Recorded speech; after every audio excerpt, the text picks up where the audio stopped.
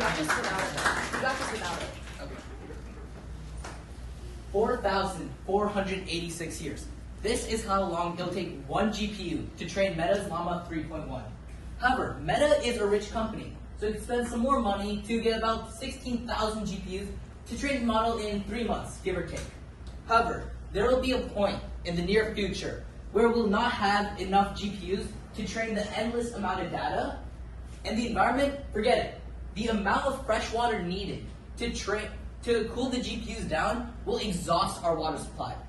It doesn't matter if we have ChatGPT 10.0 or not, if we do not even have water to drink. Which brings me to my focus, quantum AI. So, I'll explain what quantum computing is, and then let's talk about the graph. So, a regular computer uses bits, which can be a 0 or 1. A quantum computer can be uses qubits, which can be a 0, a 1, or both. So, looking at the graph, the best conventional computer, the amount of bits it has, which can hold the amount of states, it will increase linearly or by n. The worst quantum computer, the amount of qubits it gets added, it can increase by 2 to the n. So, basically, you can see that there's a point of intersection, and then quantum computing will do so much better.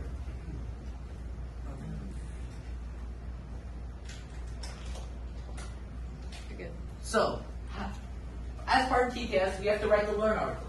But how did I do this? First, I watched some YouTube videos and took some notes on those. So after that, I took notes on the videos, handwritten notes, and now time for people to start shaking their heads. I used AI to give me a deep research report, which saved me hours, which I could have used. Which saved me hours, which I would have spent otherwise on Google just clicking random links. And in order to get it done in time for Velocity, I couldn't do that. So, I then used the focus coach made by Pranav Menon, who is one of the founders of TKS, to give me an outline, which I then used to write it. So, after all the information I gave you, you might ask, why aren't we doing this already? There are two main problems. Noise. Noise are disturbances in qubits due to heat, electromagnetic interference, or just, in general, vibrations. This can cause the qubit to lose its quantum ability, effectively just making it a bit.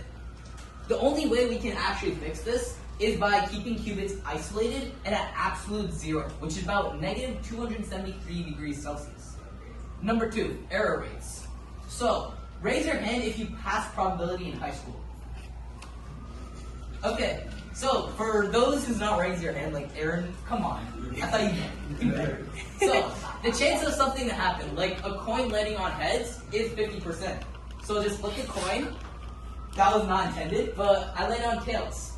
However, the chance of me getting heads on this one and getting heads on this coin is 50%. The chance of me catching is not 100%, but still. The chance of that is 25%. If I take out a third coin, it's 12.5%, and then the last coin, 6.25%. Applying it to quantum computing, the longer the quantum computer runs, the higher chance of error. So, how can we fix that today? The main way we can fix this today is by combining classical computers and quantum computers. We don't have the technology right now to improve quantum computers so they can act alone. So the quantum computer will basically do all the calculations, and the classical computer will just basically be someone who checks your work after a difficult math problem, who will help optimize and then reduce your errors. So,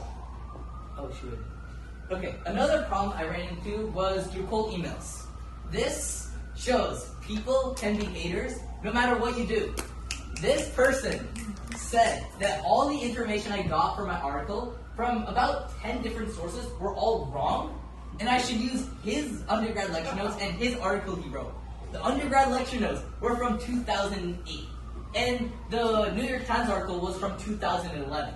In 2025, so much has changed that this can be considered outdated. However, we should not hate on this person back, because people have different perspectives, and quantum AI is a highly debated field. So, no hate to this guy. Okay, yeah. So, what is next?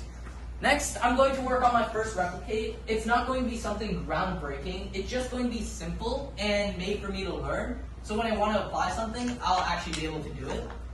So I'm going to use a simple data set with the Qiskit machine learning library in Python to simulate a quantum computer because I'm too broke to buy one.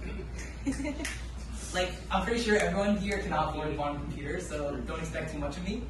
And basically, I'll just compare accuracy and runtime to an actual conventional computer. So thanks for listening. If you have any questions, please ask.